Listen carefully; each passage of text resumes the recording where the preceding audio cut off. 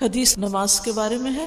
عبداللہ رضی اللہ عنہ روایت کرتے ہیں، میں نے نبی کریم صلی اللہ علیہ وسلم سے پوچھا اللہ کو کون سا عمل زیادہ پسند ہے؟ آپ صلی اللہ علیہ وسلم نے فرمایا نماز کو اس کے وقت پر ادا کرنا۔ انہوں نے کہا پھر کون سا؟ آپ نے فرمایا والدین سے حسن سلوک۔ انہوں نے کہا پھر کون سا؟ آپ صلی اللہ علیہ وسلم نے فرمایا اللہ کی راہ میں جہاد کرنا۔ یہاں بہت زبردست ترتیب بتائی گئی ہے۔ سب سے پہلا حق کس کا ہے؟ اللہ کا۔ اس کے بعد بندوں میں سے سب سے پہلا حق کس کا ہے؟ والدین کا۔ اس کے بعد کرنے کے کاموں میں سے عملی زندگی میں سب سے افضل کام کیا ہے؟ اللہ کے راستے میں محنت کرنا۔ تو یہاں افضل اعمال کی درجہ بندی کر دی گئی ہے، اور اس بات پر دلالت کرتا ہے کہ دوسرے کا درجہ پہلے کے بعد ہے اور ان کے درمیان فرق ہے۔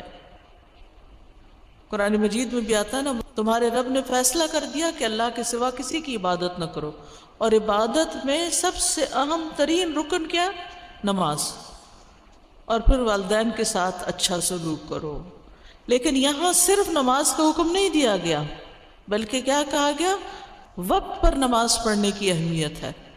بہت سے لوگ نماز تو پڑھتے ہیں لیکن لیٹ کر کے، کبھی آگے پیچھے دو جمع کر کے اور کبھی قضا کر کے۔ تو اس میں اصل چیز جو پسندیدہ ترین عمل ہے اللہ تعالیٰ کے نزدیک، وہ وقت پر نماز پڑھنے کا ہے۔ جیسے سورۃ النساء میں آتا ہے بے شک نماز ایمان والوں پر ہمیشہ سے ایسا فرض ہے جس کا وقت مقرر کیا ہوا ہے۔ یہ اوقات کی پابندی سکھاتی ہے، یہ ٹائم مینجمنٹ سکھاتی ہے۔ بہت سے فائدے ہیں۔ آپ دیکھیے بہت سے لوگ وقت کی پابندی نہیں کرتے، چاہے کلاس میں آنے کا معاملہ ہو، یا کسی شادی دعوت میں آنے کا معاملہ ہو، یا کسی کے گھر میں کوئی اپائنٹمنٹ ہو، یا کسی ڈاکٹر کے پاس، جہاں کہیں ہمیں پتہ ہوتا ہے کہ ہمارا کام نہیں ہونے کا، وہاں تو ہم پھر بھی وقت کی پابندی کر لیتے ہیں۔ لیکن جہاں ہماری عام طور پر لوگوں کے ساتھ کوئی کمٹمنٹ ہوتی ہے تو عموماً ہم اس کی پرواہ نہیں کرتے، کوئی نہ کوئی بہانہ کر دیتے ہیں۔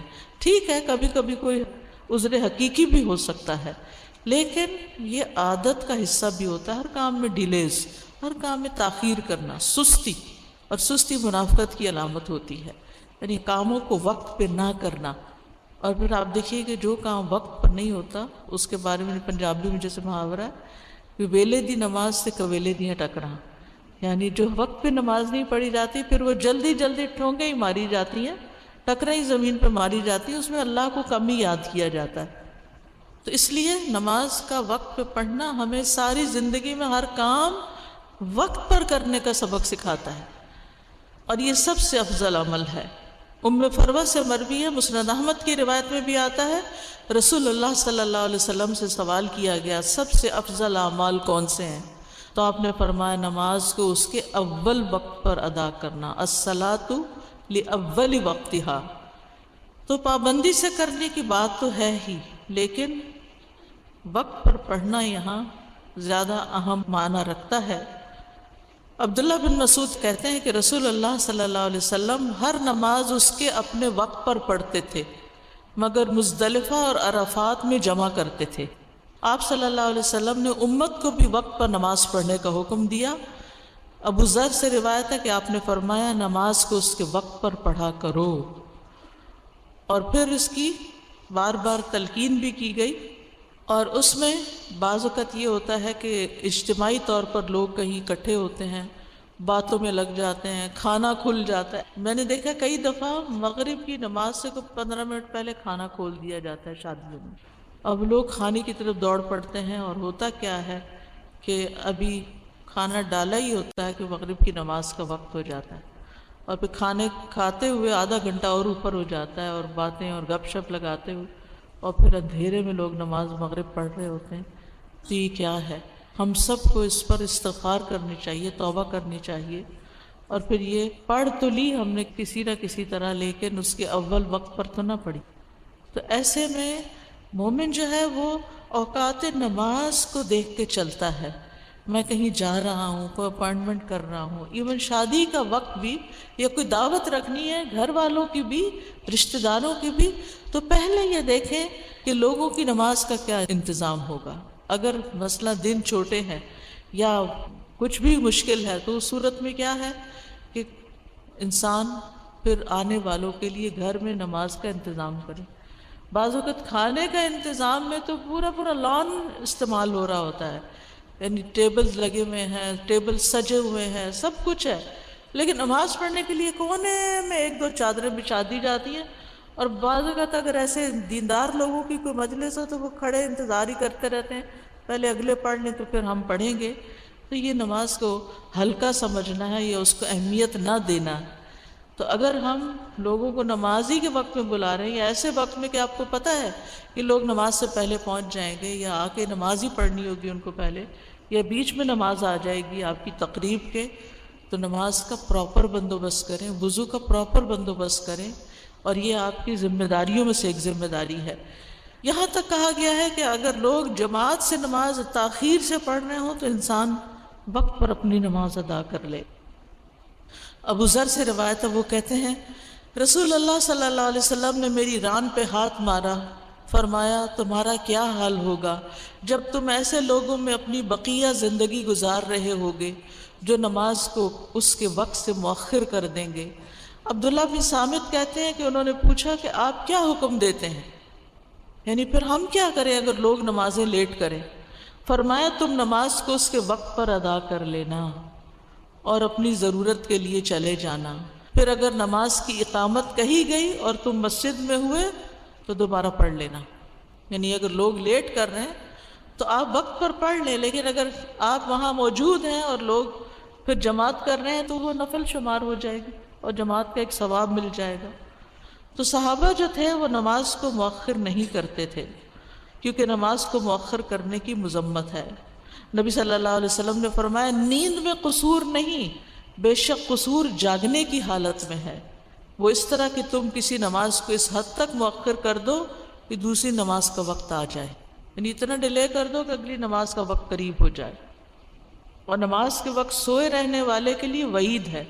سمرہ بن جندب سے روایت ہے کہ نبی صلی اللہ علیہ وسلم نے خواب بیان کرتے ہوئے فرمایا کہ جس شخص کا سر پتھر سے کچلا جا رہا تھا وہ قرآن کا حافظ تھا، مگر وہ اس سے غافل ہو گیا، یعنی قرآن سے، اور وہ فرض نماز پڑھے بغیر سو جایا کرتا تھا، یعنی نمازوں کے اوقات میں سویا رہتا تھا۔ اچھا، ہمارے یہاں بڑی خوش فہمی کی بات ہے کہ اگر حافظ بن گئے تو خود بھی جنت میں چلے جائیں گے اور گھر والوں کو بھی بخشوا لیں گے، اس لیے بہت سے لوگ اس پر تو بڑی توجہ دیتے ہیں، لیکن حافظ بن کر ہمارے اوپر ذمہ داریاں کیا عائد ہوتی ہیں ان کی طرف متوجہ نہیں ہوتے، اور باقی فرائض کی طرف سے پھر اہانت یا غفلت یا سستی برتنے لگتے ہیں، تو اس سے بچنے کی ضرورت ہے۔ اور یہ جو قرآن مجید میں آتا ہے وَيْلٌ لِّلْمُصَلِّينَ الَّذِينَ هُمْ عَنْ صَلَاتِهِمْ سَاهُونَ، اس کا مطلب ہے وقت کا ضائع کرنا، فضول کاموں میں لگے رہنا یہاں تک کہ نماز کا اصل وقت نکل جائے، یہ ان لوگوں کے لیے ہلاکت ہے۔ استغفر اللہ۔ یعنی سوچئے کہ بعض اوقات ہم گھر کے کاموں میں، بعض اوقات ہم اپنی سیٹنگز کرنے میں، بعض اوقات ہم اور کسی کو اٹینڈ کرنے میں، کوئی کال اٹینڈ کرنے میں، کوئی میسیجز کا جواب دینے میں سستی کرتے کرتے نماز کو ڈیلے کر دیتے ہیں۔ ایسے نمازیوں کے لیے وہ نماز بھی پڑھتے ہیں لیکن پھر بھی ہلاکت سنائی گئی، فَوَيْلٌ لِّلْمُصَلِّينَ، مصلین کے لیے ہلاکت ہے، یہاں مشرکین یا کافرین کی بات نہیں کی گئی۔ تب آپ یہ دیکھیے کہ یہ ہلاکت، یہ نقصان دنیا کا بھی ہو سکتا ہے۔ مثلا آپ روز نماز لیٹ کرتے ہیں تو پھر آپ کے کام بھی لیٹ ہو جائیں گے، یعنی دین کے معاملے میں جب انسان سستی کرتا ہے تو بعض اوقات اس کی دنیا کے معاملات اس کے تاخیر سے ہونے لگتے۔ کئی لوگ پوچھتے ہیں، مثلا کئی لوگ مجھ سے آ کے کہتے ہیں کہ ہمارا ہر کام ہی ڈیلے ہو جاتا ہے، بزنس کے معاملے میں ڈیلیز، پیمنٹس میں ڈیلیز، شادی میں ڈیلے، فلاں چیز میں ڈیلے، فلاں۔ تو میں ان کو کہتی ہوں کہ کہیں آپ اللہ کے کسی حق میں تو ڈیلے نہیں کر رہے، کسی اور کی ادائیگی میں تو ڈیلے نہیں کر رہے، سوچیں ذرا۔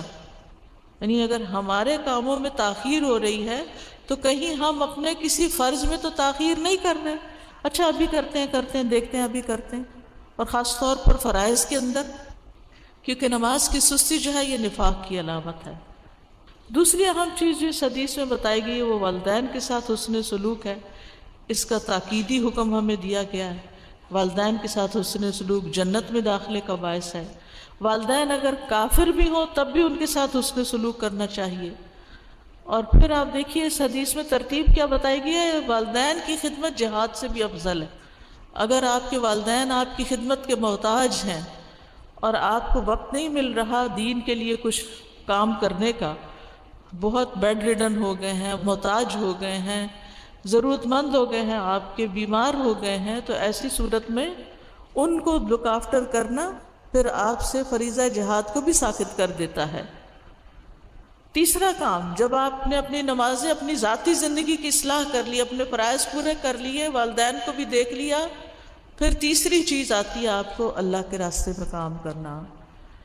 اور جہاد کا معنی بہت وسیع ہے، اپنے نفس سے جہاد بھی جہاد ہے، اور دین کی تعلیم اور تبلیغ بھی جہاد ہے، اور اس کے علاوہ اور بھی کئی چیزیں جہاد فی سبیل اللہ میں شامل ہے، جیسے حج کا سفر بھی جہاد فی سبیل اللہ ہے، اور قتال بھی جہاد فی سبیل اللہ ہے۔ رسول اللہ صلی اللہ علیہ وسلم نے فرمایا مجاہد وہ ہوتا ہے جو اللہ کی اطاعت کے معاملے میں اپنے نفس سے جہاد کرے۔ اپنے نفس سے جہاد بھی جہاد ہے۔ رسول اللہ صلی اللہ علیہ وسلم نے فرمایا اللہ عز و جل کی ذات کی خاطر تمہارا اپنے نفس اور خواہش سے جہاد کرنا افضل جہاد ہے۔ پھر اسی طرح ایمان کامل اس شخص کا ہے جو اللہ کی راہ میں اپنی جان اور مال سے جہاد کرتا ہے، اور اللہ کے راستے میں نکلنا ایک صبح یا شام دنیا و ما فیہا سے بہتر ہے۔ اور اللہ کے راستے میں جہاد کرنا جنت کے دروازوں میں سے ایک دروازہ ہے جس کے ذریعے اللہ انسان کو غم اور پریشانی سے نجات دیتا ہے۔ یعنی دین کے راستے میں نکلنا ڈپریشن کا علاج ہے، غموں کا علاج ہے۔ اور آپ اس کو محسوس کریں گے کہ گھر میں آپ ہیں، اکیلے بیٹھے ہوئے ہیں، دنیا کے کام کاج کر رہے ہیں، آپ کا دل پریشان ہے، آپ کسی خوف اور پریشانی کا شکار ہیں، لیکن جو ہی آپ اللہ کے راستے میں نکلتے ہیں، پڑھنے نکلتے ہیں یا پڑھانے نکلتے ہیں یا اسی طرح کے کسی کام، یعنی دین کی کسی خدمت میں لوگوں کو جمع کرنے یا لوگوں کے کسی کام، تو کیا ہوتا ہے آپ کو اپنا غم ہی بھول جاتا ہے، آپ کو یہ بھول جاتا ہے کہ آپ کو کیا پریشانی لاحق ہو رہی تھی۔ تو اس لیے جو شخص بھی کسی طرح کے بھی مسئلے کا شکار ہے وہ اپنا کچھ نہ کچھ وقت ضرور اللہ کے راستے میں وقف کرے، اپنی جان اور اپنا مال اس کام کے لیے ضرور لگائے۔